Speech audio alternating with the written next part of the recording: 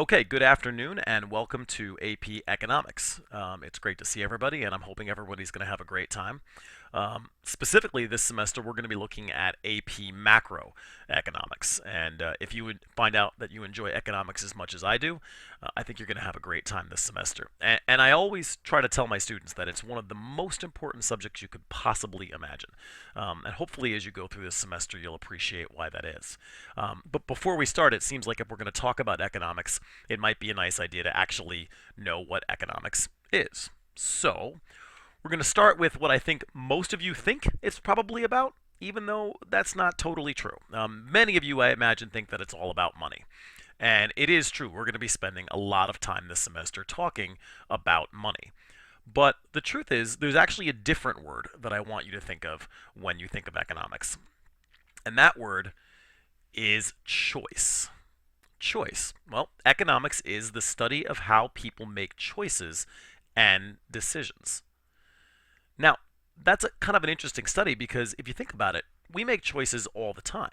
We make choices when we decide to get up and go to school in the morning and not stay home and watch a movie. We make choices when we decide who we're going to marry. We make choices when we decide if we're going to go left or right on the road. We make choices all the time. And in truth, yes, some of those choices, many of those choices, are about money. And so that's kind of how economics and money have gotten linked together. But the truth is, economics really just studies in general how and why we make the choices that we do. Now, why do we have to make choices in the first place? And therefore, why do we have to study economics in the first place? Well, the reason for that is another vocabulary word, and that word is the word scarcity. And scarcity simply is a condition where there are not enough resources to satisfy all wants and needs. In truth, we would never have to study anything to do with economics if we didn't have scarcity, because if there was no scarcity, if there was enough of everything, then we never ever would have to make any choices. And so there would be no reason to study economics. And yes, sometimes, again, we may not have enough money, so we have to make choices. But scarcity can exist in a lot of ways. It could be something as terrible as not having enough water and needing to make choices about what to prioritize, what things to use, what limited resources you might have. These are decisions that we make every day. And the reason we have to make those decisions, the reason we study economics, is because the resources in our world are scarce. There are not enough of them. Now, when we make a decision, we actually have to begin to give things up. And that is a term that we call opportunity cost. And the definition of opportunity cost is very simple. It's the next best thing that is given up when a decision is made. So, for example, I'll go back to my first example. If I decide to go to school, which hopefully all of you are doing every day, and not stay home and watch the movies, then my opportunity cost of going to school is not having a chance to watch a movie that day. It's what you give up when you make a decision. And that's a pretty important concept that we'll be revisiting throughout the course of the semester. When I think of opportunity cost, I often like to think of Rosa Parks. You know, Rosa Parks had a very, very big decision to make. She had to decide, and I'm sure most of you know the famous story, that she was asked as a bus rider to move to the back of the bus because of the color of her skin.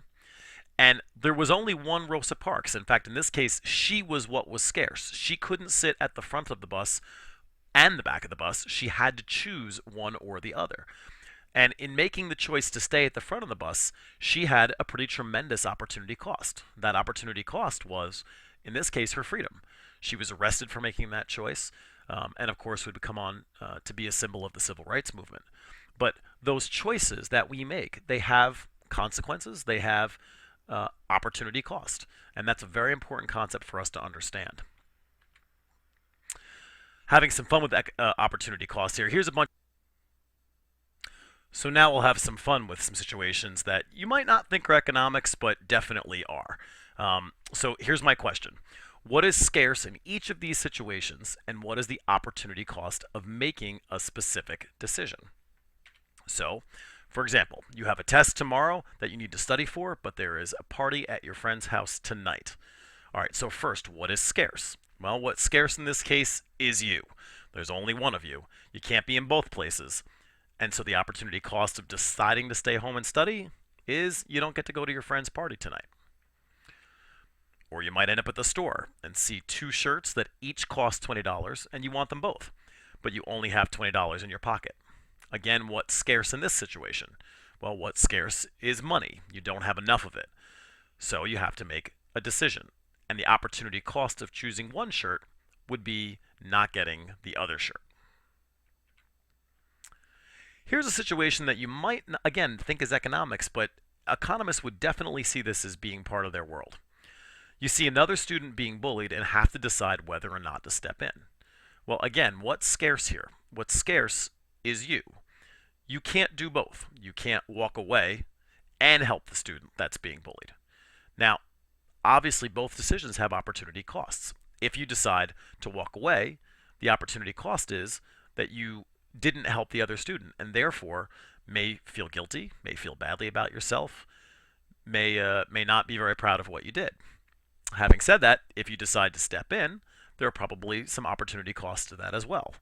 Maybe you'll become the target of the bullying. Maybe that person, the bully, won't be able to resist giving you a bit of trouble afterwards. So, in every decision, folks, there's scarcity because there isn't enough of something. Again, in this case, it's you. But in each decision, there's also opportunity cost. There's things that you're giving up. So for a little bit of homework tonight, and don't go too crazy with this, but I want you to think of everyday normal decisions that you're going to make. And then in each of those situations, just stop for a minute and think, why am I making this decision? What is scarce in each situation? And what is your opportunity cost? Now, admittedly, this could possibly drive you a little crazy if you do it too much, but just take a few moments and think about how economics plays a role really in every moment of our life. Okay, there's one more important concept that we need to know before we wrap up this first lesson, and that's the difference between what we call positive statements and normative statements. In economics, we make a lot of assertions and a lot of statements, and there are two different types. The first is what's called a positive statement, and that is a statement that can be proven to be true. So, for example, we can say definitively, the sun is hot. There's no argument about that. We can use thermometers or whatever NASA physicists use to do those sort of things, but we can definitely prove one way or another that the sun is in fact hot. We can also know by using history and the study of our past that Fords were the first mass-produced automobiles. Both are definitely provable or disprovable, and therefore are positive statements. Normative statements are statements that cannot be proven to be true or false necessarily. Generally, I like to think of them as opinions. So, for example, I might say something like, the sun is more awesome than the moon. Well, I think some people might think the moon's pretty cool, some people might think the sun's pretty cool. We can't really actually define which one is more awesome. So we're going to call that a normative statement, an opinion. If I said, for example, Fords are better than Chevys, well, better's, again, sort of a nebulous term. Are Fords better? Are Chevys better? Some people like Chevys better. Some people like Fords better. It's sort of hard to prove or disprove that statement, and therefore we call them normative statements. Okay, as I mentioned earlier, we're studying right now macroeconomics this semester. There are really two major fields of economics: macroeconomics, which again we're studying, and microeconomics, which I hope you either already have or may have a chance to study at the future. The two overlap a little bit, but the basic difference is this, and I thought it's worth mentioning at this point. Think of macro as the entire forest, and think of micro really is one tree in the forest. It's not the perfect analogy, but I think it works pretty well. During the course of this semester, what we're mostly going to be doing is looking at things from a big picture perspective. We're going to look at the entire forest at one time. And in fact, really what we'll be doing for the most part is looking at entire nations' economies, and in some cases even the entire world's economy, as opposed to looking at individuals and individual businesses. That's what micro looks at. So micro looks at one tree in the forest. Macro looks at the whole forest. And speaking of forests, I thought to kind of wrap up economics, we'd end up this first lesson with a little poem. Now, I know a lot of times this semester you're going to be barred down with or weighed down with economic theories and graphs and charts and numbers, and you may not remember that economics really is a beautiful thing. It's really something that I think when you step back and you think about it, it really is a lot more than just reduced down to charts and formulas. And I like to try to remember that by walking away with this poem here, Robert Frost's A Road Not Taken. I'm sure many of you have seen this poem before.